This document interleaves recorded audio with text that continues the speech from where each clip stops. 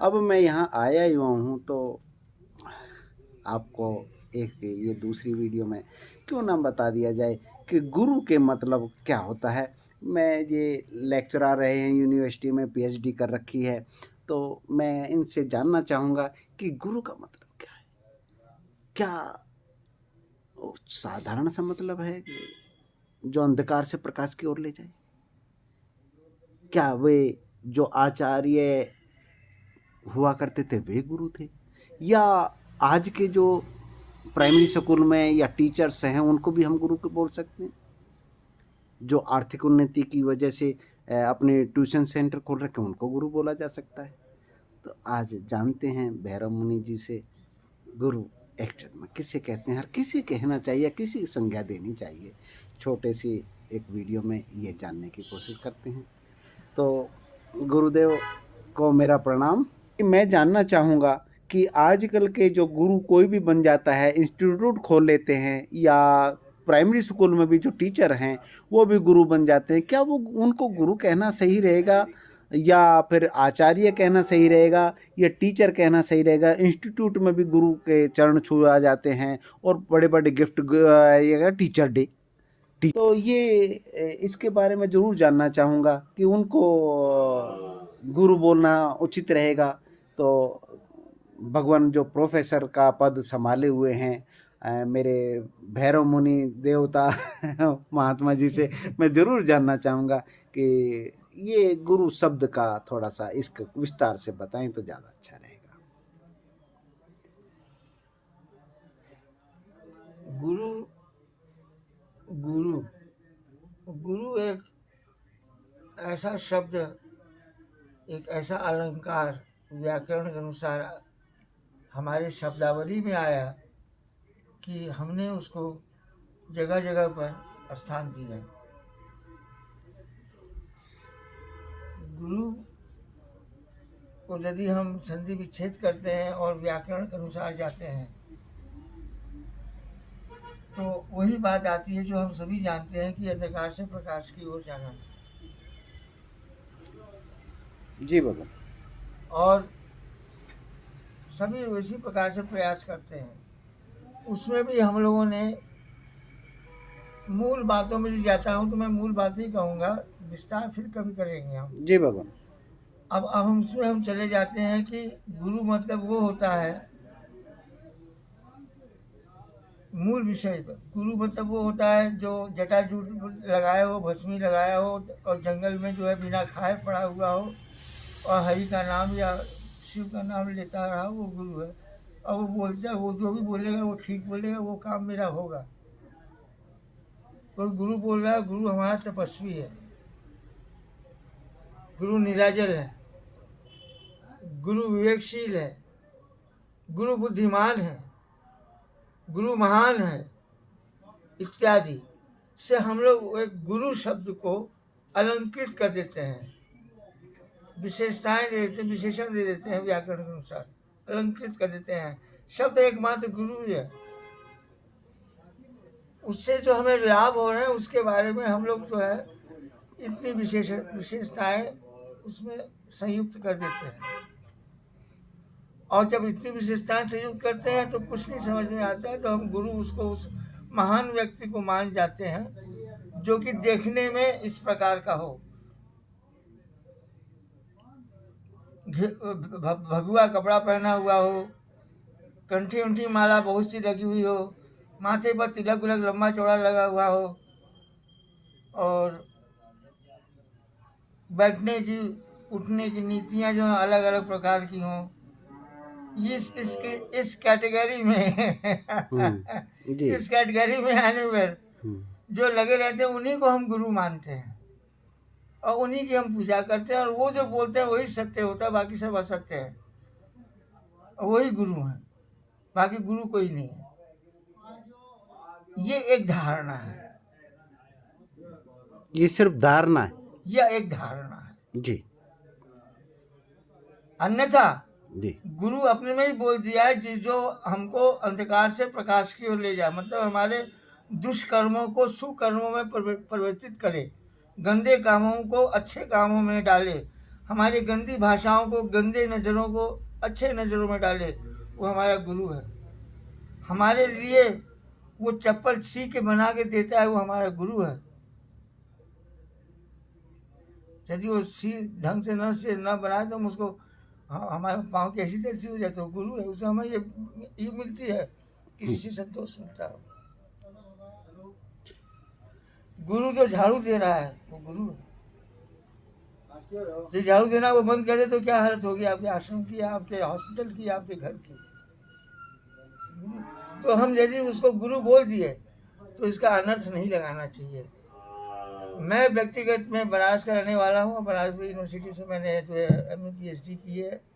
बचपन का साधु हूँ, साधु हुए भी 50 साल हो गए मुझे। तो मैंने देखा कि गुरु को हम लोग मूल तत्वों में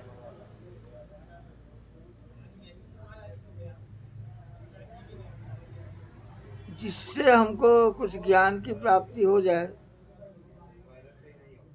वो गुरु हो जाता है। जो हमारे लिए कुछ कर दे वो भी हमारा गुरु है। यदि हम कहीं ऐसी जगह बैठे हैं और हमको दूसरी जगह हमारे चप्पल रखे हुए हैं, हमने किसी मित्र को या ऐसे किसी को बोल दिया गुरु वो चप्पल हमारी जरा सा इधर से उधर कर देना, तो वो प्रेम से उसको जैसे हम कहेंगे वैसे वो कर देगा, करके चला जाएगा। ना वो हमारी तरफ से कोई शिकवा शिकायत रहेगी, ना उसके तरफ से कोई शिकवा शिकायत रहेगी, चला जाएगा। तो गुरु शब्द हमारे यहाँ विशेष करके हमने पूरे हिंदुस्तान को घूमने के उपरांत इस बात पर बड़ा ध्यान दिया और खुद भी पढ़ा लिखा थोड़ा। गुरु शब्द के ऊपर भी बहुत गंभीरता से चर्चा अपने दिमाग में डाला। तो मैंने ये लगाया अर्थ उसका कि बनारस एक हमारे ज़माने में थी, इधर 20 साल से चेंजिंग आ गई है। गुरु शब्द एक आम शब्द है, आम शब्द बना दिया गया है। और उसके पीछे रहस्य यही है कि जिससे आपको कुछ ज्ञान की प्राप्ति हो जाए वो आपका गुरु है। जैसे कि हम यदि बहुत तगड़ा उदाहरण देना चाहें तो हम दत्तात्रेय, भगवान दत्तात्रेय की दे सकते हैं। भगवान दत्तात्रेय के 26 गुरु थे जी। 24-26 हाँ जी, ऐसे 24 जी। भगवान नॉर्मल भाषा, हमारी भाषा में कहेंगे असंख्य गुरु, असंख्य गुरु माना जाता है। जी जी भगवान बड़े जी, ठीक है। हाँ पक्का। तो अब उन 24 गुरु की यदि काउंटिंग की जाए तो उसमें बहुत से ऐसे भी आपको गुरु मिलेंगे जिससे कि कोई मतलब ही नहीं जुटता है कि ऐसे गुरु बन गए, उनको कैसे गुरु बना दिया गया। जी कुत्ता स्वान को भी बनाया उन्होंने गुरु। अब वो स्वान को लेके विभिन्न हिसाब से विभिन्न चर्चाएं होती। कोई कहता है स्वान जो है वेद है जी जी, क्योंकि 4 ही मिलेंगे, 4 से 6 नहीं मिलेंगे जी भगवान जी। और वो वेद के उपमा दे दी गई है। नहीं 24 गुरु जैसे उन्होंने बनाए तो वो अलग पर्सनली वो 24 गुरु बनाए। तो वो 24 गुरुओं को यदि उच्च कोटि से यदि उस पर विचार किया जाए तो उन्होंने भी तो 24 गुरु बनाए थे। जी जी जी जी। और उन 24 गुरुओं का क्या चरित्र था उसके ऊपर भी ध्यान दिया जाएगा तो सब क्लियर हो जाता है जी। कहने में तो अनर्थ लगेगा, लेकिन किसी जमाने में इतिहास को हम यदि टटोरे और देखने जाएं तो किसी जमाने में राजा लोग जो हैं अपने राजकुमारों के लिए वेश्यालय बना के रखते थे। उस वेश्यालय में जो है जमींदार लोग, जागीरदार, जमींदार, प्रधानमंत्री इत्यादि ऐसे लोग और राजा के राजकुमार वगैरह लोग जाते थे और मुजरा वगैरह गान का आयोजन करते थे। उसी में जो है होते थे। तो एक्चुअली में क्या था कि अपनी वासनाओं को अपने वशीभूत रखने के तरीके थे वो। जब वो वेश्यालयों में जाते थे तो वेश्यालय उनसे जो है संभोग के अलावा ज़्यादा समय देती थी उनको और वासना को किस प्रकार से अपने कब्जे में किया जाए वो सिखाती थी। और इस प्रकार से राजकुमार, जमींदार के लड़के जाते जो है वो निकलते थे। ऐसे उसके तो वो एक्चुअल में देखा जाए तो वो भी गुरु है। तो मैं वही कहने वाला था, मैं लंबा कहानी को खींच दिया जी भगवान। तो वे एक वेश्यालय के जाने वो वो मैं बहुत मैं महत्वपूर्ण थोड़ा गुरु। ऐतिहासिक में चला गया, क्योंकि वहाँ पर शिक्षा दी जाती थी कब आपको वासना करनी है, कब नहीं करनी है, इत्यादि इत्यादि। जी, वो तो बहुत महत्वपूर्ण गुरु है। हाँ, वो भी है। वो तो क्योंकि 5 ज्ञान इंद्रिय वहां पे मिल रही हैं एक साथ। वो बने हुए थे, वो बड़े बड़े जगह स्पॉट बने हुए थे, रजिस्टर्ड थे वो, जी। और वहाँ पर वो लोग जाते थे और ट्रेनिंग लेते थे। हाँ, देव कन्या बोले तो वो उसमें ही नहीं, देव कन्या जो है वो अलग है। अच्छा अच्छा अच्छा, सॉरी आगे बढ़ो थोड़ा। हाँ, देव कन्या। ये तो प्रोफेशनली रखा गया था। अच्छा अच्छा, राजाओं के द्वारा, राजाओं के द्वारा, जमींदारों के द्वारा। जमींदार, जागीरदार, चौकीदार, प्रधानमंत्री, जी जो भी हो, इन लोगों के जी द्वारा एक पॉकेट बनाया गया था। जी। कहीं ऐसा तो नहीं कि अपनी संसद के 3 किलोमीटर के अंदर वो भी है अपना ये दिल्ली में? दिल्ली में तो है। हाँ, दिल्ली में 3 किलोमीटर के अंदर ही है वो, अंदर या बाहर तो नहीं, हाँ, अंदर जमुना के जीबी रोड आसपास नहीं है। है। हाँ, जीबी रोड है, गांधी और जीबी महात्मा। रोड तो प्रसिद्ध है। हाँ, तो वो जो फेमस है। अब तो थोड़ा सा टाइट हो गया, थोड़ा देखने में सुंदर हो गया, नहीं जी। तो जब सुंदर नहीं था तब मैं देखा हूँ जी, उसको। जी, जाम जी। हो जाती है। नहीं नहीं भगवान, एक्चुअल ना क्या है नहीं। वो गुरु की जो आपने पद्धति बताई, नहीं, तो वो वो है राजा ना। हमारा वहां पे रहता था, संसद में रहता था, और उसी की 3 किलोमीटर की परिधि में वो है।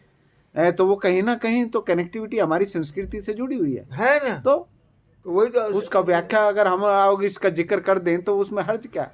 नहीं, कोई वजह नहीं। इसी जी। तो मैं कह रहा हूँ जी, कि जी भगवान। प्राचीन काल में जो है राजा महाराजा लोग जो इस प्रकार की एक जो वृत्ति आपकी सुधरी रहे, बनी रहे, इसलिए एक वो बनाया जाता रहा। जी जी जी। वो गलत प्रयोग कर दिए हैं कि जी। नगर वधु उसे कह सकते हैं। अच्छा अच्छा अच्छा। नगर वधु परफेक्ट है। जी, नगर वधु। हाँ, नगर वधु हाँ, एक पूरे नगर की ही वधु है तो वो। नगर वधु तो एक हमने खींच लिया। जी भगवान। वहाँ नगर वधु थी अमरपाली। अमरपाली जो थी पटना की रहने वाली थी। अम्रपाली। हाँ, बहुत प्रसिद्ध। जी भगवान। हाँ जी। जी जी। तो खैर जो नगर वधु, तो वो एक अलग चैप्टर है। लेकिन वस्तुतः राजाओं को के परिवार को सीखने के लिए काम वासना को अपने उत्तेजना को ठीक करने जी के भगवान। लिए बनाए गए थे। प्रॉपर उसको पहले शिक्षा का एक वो मेन स्कूल था। सूत्र था वो। हाँ। एक बहुत। हाँ। चल आगे जी, तो। तो जी भगवान। ये गुरुओं की जो बात चल रही थी, तो जी। गुरुओं की यहाँ तक बात होती है, तो गुरु तो वही है जिससे कि हमको कुछ शिक्षा मिल जाए। जी भगवान। वही गुरु है। उसमें कोई आदि गुरु अनादि गुरु नहीं है। जी जी जी जी भगवान। ये गुरु वो गुरु कुछ नहीं है। जी भगवान। जी। गुरु है तो हमेशा। ये कहीं हमारे साधु समाज में भी इसका प्रावधान है कि इस प्रकार की पद्धति वहां पे भी कुछ चली है, कहीं है या नहीं? इसमें भी व्याख्यान कर दिया गया है जहाँ तक मुझे मालूम है। जी भगवान। जी। तो गुरु को हम आगे बढ़ाते हैं कि इसको किस तरीके से और अपना थोड़ा विस्तार या अपने अंदर समाहित करके किस तरीके से गुरु को आगे बढ़ाया जा सकता है, अपने बोध को कैसे जागृत किया? गुरु का बोध बिना ज्ञान के नहीं होता है। जी भगवान। जी भगवान। और ज्ञान और बुद्धि, जी ये दो जो है जिस्म के दो अंग जो हैं वही काम करते हैं, बाकी जिस्म काम नहीं करता है। जी शरीर नहीं काम करता है। जी एक बगुला यदि 2000 किलोमीटर उसको जाना है जी तो उसके दोनों पंख ही काम करते हैं, उसकी बॉडी वैसी पड़ी रहती है। जी और एक में है ज्ञान और एक में बुद्धि। जी तो जब हवा जैसे चलती है जी तो ज्ञान जो है धीरे से फड़फड़ा देता है, इशारा कर देता है बुद्धि को। जी तो बुद्धि, क्योंकि बुद्धि को मालूम है कहाँ जाना है, जी जी जी ज्ञान को नहीं मालूम है। जी बुद्धि जानती कहाँ जाना है, कहाँ बच्चे जा रहे हैं, कहाँ क्या हो रहा है, जी तो थोड़ा सा फड़फड़ा देती है। जी। कौन? ज्ञान। ज्ञान। ज्ञान जब बुद्धि को ये विवेक दे देता है जी। तो बुद्धि जो है फिर वो अपने रास्ता पकड़ लेती है, पहुंच जाते तो हैं। ज्ञान की उत्पत्ति आत्मा से रहेगी, वो परमात्मा से यानी कि ब्रह्म आत्मा से। सॉरी, मैं थोड़ा और गहरे में चला गया और साधारण सा विषय को हम थोड़ा सा और गहराई से जानना चाहता हूं मैं कि एक्चुअल में ना गुरु को शिष्य ढूंढता है या शिष्य को गुरु ढूंढता है? थोड़ा सा इसमें हम वापस आ जाते हैं, तो इस पे थोड़ा सा और प्रकाश डालें। तो एक लाइन में चलते फिरते में मैं इतना ही कह सकता हूँ कि जो है गुरु शिष्य को खोजता है। जी भगवान। जी भगवान। अति उत्तम, अति उत्तम। क्योंकि शिष्य में तो इतनी बुद्धि होती कि वो गुरु को ही खोज ले, तो फिर वो खोजते ही क्यों? इसीलिए हम लोग गुरु की प्रधानता दी गई। और गुरु सब में सब गुरु है महाराज। जी भगवान। आप हमको वहाँ से ऋषि ले जाएंगे, ईश्वर आपका मंगल करे, नाती पुत्र नहाए पोए के चर्चा कर चल रहे हैं। जी। तो आप हमारे गुरु हुए, गुरु भी हुए। ये जानना चाहूंगा कि ये गुरु को शिष्य ढूंढता है या गुरु को, आपने कहा कि गुरु ढूंढता है, तो गुरु की रिक्वायरमेंट है शिष्य, जरूरत है? नहीं, ढूंढता है, उसमें उसकी जरूरत है या शक्ति है या जरूरत है तो शब्द ऐसा हो कि या जो कुछ उसके अंदर ज्ञान है, वो ज्ञान अपने ज्ञान को वितरण करने के लिए वो किसी को खोज रहा है, तो ये भी जरूरत है। जी जी। जरूरत है कि ये शब्द जो है ये जी जी जी जी जी उपशब्द है। जी जी जरूरत का कोई यहाँ पर तात्पर्य नहीं बैठता है जी भगवान। की जरूरत है। ये तो क्या होता है कि अपनी शरीर की इंद्रियों के अंदर जो है केमिकली और नॉन केमिकली यूनिक, यदि वैदांतिक तरीके से उपनिषद के तरीके से भी हम यदि चलते हैं तो शरीर के अंदर जो है कपिल मुनि जो जो अपने सांख्य योग लिखा है, सांख्य योग को भी यदि अध्ययन किया जाए तो आधा से ज़्यादा काम जो है शरीर की गतिविधियाँ ही जो है दायित्व लेती हैं, और करने को करती ही नहीं, करने को नहीं करती हैं, दोनों बातें हैं। जी भगवान। ये सांख्य योग में लिखा हुआ है, कपिल मुनि की नीचे, ये गीता में भी दूसरे अध्याय में पड़ेगा ये। यदि इसको बहुत प्रॉपरली अध्ययन किया जाए, समझा जाए, तो वो देखा जाता है कि 60-70% जो है बॉडी का दोष हो जाता है। जी। 30-40% ये मेरा कैलकुलेशन में भी हम 10-5% नीचे ऊपर अप डाउन हो सकते हैं, ठीक है, obviously I don't care about it, but this is how it is. ये आपको सांख्य योग में मिल जाएगा जी। मैंने जब उसका हम डिटेल खोजने जाएंगे तो ये समझ में आ जाएगी कि एक्चुअली हम पोल्यूटेड क्यों होते कैसे हैं। हम नहीं भी होना चाहते हैं और नहीं होना चाहते हैं करते करते हम 40 साल अपना वेट करते वेस्ट करते हैं जी, और नहीं हो पाते हैं जी। क्यों? तो उसमें जो 75% 60% का जो चक्कर जो चल रहा है वो वहीं समाप्त हो जा रहा है। तो हम जितना भी प्रोग्रेस कर रहे हैं वहाँ तक नहीं पहुँच पा रहे, तो उसको मारने के लिए इसको मारना जरूरी है। जी। तो ये सांख्य योग का मैं चाहता हूँ कि आप साधारण से शब्दों में ये बताएं कि एक्चुअल में जो आजकल का जो भटकाव है यूथ में, और भटकने के कारण कहीं ना कहीं ऋषिकेश आता है, कभी मठों में आता है, कभी कहीं जाता है, उसको एक्चुअल में क्या करना चाहिए गुरु को खोजने के लिए? क्या उसका प्रयास सही है या उसको क्या क्या आप गाइडलाइन देंगे, क्या करना चाहिए उसको? ये इसी लाइन को फिर से एक बार रिपीट करिए आखिरी। मैं ये ये चाहते हैं कि जैसे मैं ये जानना चाहता हूँ भगवान कि जैसे ना आज का यूथ जो है भटकाव के कागार पर खड़ा है और आता है ऋषिकेश या वृंदावन या मथुरा, कहीं कहीं तीर्थों पे जाता है या महात्माओं के पास जाता है और गुरु को खोजना शुरू करता है। क्या उसको किस चीज़ का मतलब ध्यान रखना चाहिए, क्या खोजना चाहिए? और उसको नहीं मिलता, काफ़ी आर्थिक हानि होने के पश्चात उसकी आंखें खुलती है तो गुरु है ही नहीं, उसका आध्यात्म के प्रति या इस क्या नाम है हिंदू धर्म के प्रति या किसी भी धर्म के प्रति वो खंडित होता चला जाता है। तो उसको किस चीज़ का ध्यान रखना चाहिए? उसको गुरु खोजना चाहिए या कोई और भी पद्धति है गुरु खोजने की? सबसे पहले तो वो एक अंग्रेजी शब्द है, उसको कहते हैं फ्रस्ट्रेशन। आदमी जब फ्रस्ट्रेट हो जाता है, विक्षिप्तता नहीं, फ्रस्ट्रेट हो जाता है, विक्षिप्त नहीं होता है, लेकिन घर के कुछ ऐसे माहौल बन जाते हैं, इच्छा अनिच्छाएं उसमें व्यक्त होने लगती हैं और वो फ्रस्ट्रेटेड हो जाते हैं। चाहते हुए भी चाहना पड़ता है, ना चाहते हुए भी चाहिए नहीं चाहना पड़ता, चाहते हुए भी नहीं चाहना चाहिए, ये चलते रहते हैं, फ्रस्ट्रेशन कहते हैं।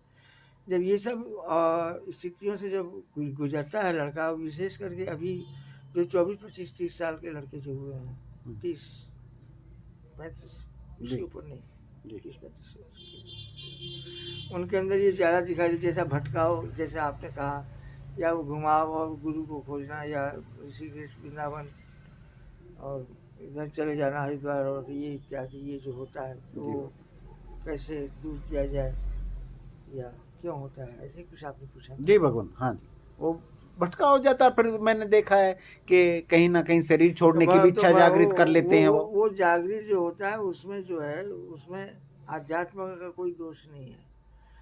वर्तमान में जो हमारे जो खान पान पिछले 30 साल से चल रहे हैं उसमें जो भी जीवित हुए हैं वो सभी आपको लगभग इसी प्रकार के ही मिलेंगे। बीच वाले है ही नहीं है, या तो बड़े ही उच्च कोटि के या तो बहुत ही निम्न कोटि के हैं। बीच का स्थान ही नहीं है। They are not flexible at present. Past 30 years, that's what I'm watching. About 30 years, they are not flexible. They are stretched out with whatever subject they are. That much only they know. The flexibility has gone. और हमारे भौतिक शरीर का विज्ञान कहता है कि जितनी फ्लेक्सिबिलिटी यदि नहीं है तो बॉडी सक्सेस नहीं है। जी, तो लचीलापन उसके लिए लाभकारी है, अनिवार्य हो जाता है, अनिवार्य हो जाता है। ठीक है, नहीं तो शरीर नहीं रहे, कहीं ना कहीं खंडित हो जाती, बेमजा हो जाती है। तो इसीलिए तो ये मानसिकता में भी लचीलापन होना ही चाहिए, कंपल्सरी है। जी जी, लचीलापन होना चाहिए। अगर मिला तो ठीक है, ना मिला तो ठीक है, बढ़ो।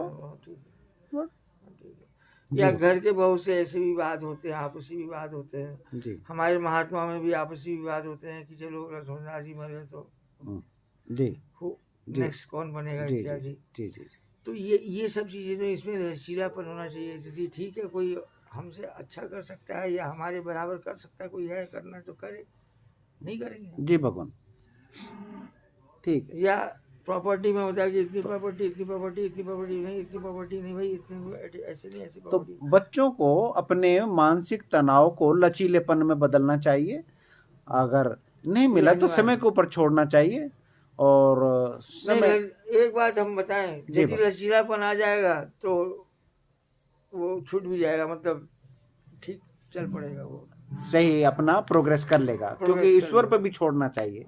ईश्वर की जो सत्ता है उसको मंजूर करते हुए वो आगे बढ़ जाना चाहिए। और मेरा मानना यही है, प्रोग्रेस वो सभी आप जैसे उदाहरण के लिए मान लीजिए जैसे एक वट वृक्ष है जी, वट वृक्ष है, उसकी अनेक जड़ें हैं जी, तो अनेक जड़ों को मिला करके एक वट वृक्ष तैयार हुआ जी भगवान।